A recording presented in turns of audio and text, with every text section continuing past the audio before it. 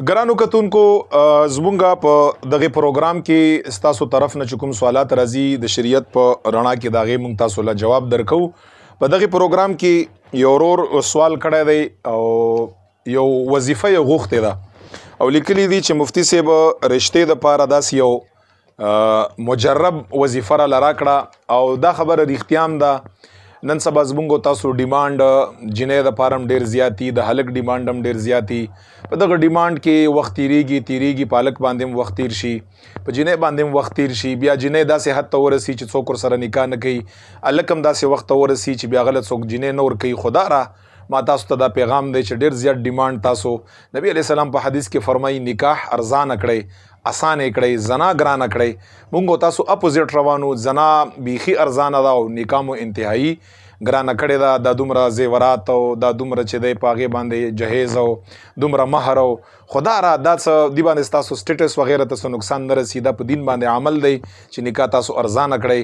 دا تاسو خپل زوی یا لور ته سپک نه ګورئ چې ګوندې نکاح تاسو اسانه نکاح وکړه په اسانه طریقه نو ګوندې تاسو سره زوی یا لور قدر نشته نه، داسې څه خبره نه. دا شریعت حکم دی.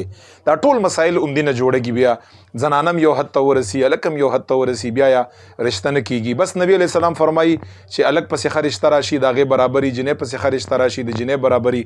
تاسو جنۍ هم ورکئ او هلک دپاره هم دا رشته وکئ. نو دې وجې نه بیا زمونږ علماو ته خلک رابطه کا جنۍ یا هلک یا څوک چې یاره یا دغه والدین چې رشتې دپاره مونږ له وظیفه راکړه نو دم دا ویلي دي چې زما رشته نه کېږي. که جنۍ ده که هلک دی خو مونږ ته یا میسج را لیږلی دی چې زما رشته نه کېږي او رشتې دپاره یو مجربه وظیفه ټولو چې څومره اورېدونکي دي او چا رشتې نه دي شوي هغو ټولو لپاره دا وظیفه ده او زما د طرف نه هغو ټولو ته په دې کې اجازه ده. هر څوک یې ځان دپاره کولی شي او ډېره مجربه اجازه ده انشاءالله تعالی او ډېر زر به د الله په فضل باندې عمل بکا هغه اثر بکا دا عمل وکړه انشاءالله اثر بکا خامخا. هغه وظیفه دا ده چې کوم یو انسان که هغه جنۍ که هلکي رشته یې نه کېږي نو د سبعي مونځ نه بعد 11 کرتې صورت ضحا ده وایي چې کله فرض وکړه، دعا وکړه، خپل وظایف مظایف وکړه، د هغې نه پس ته 11 دفعه اعوذ بالله بسم الله او اعوذ بالله بسم الله نه پس یو کرت چې کوم دله درود شریف ورځي هغه د ووایي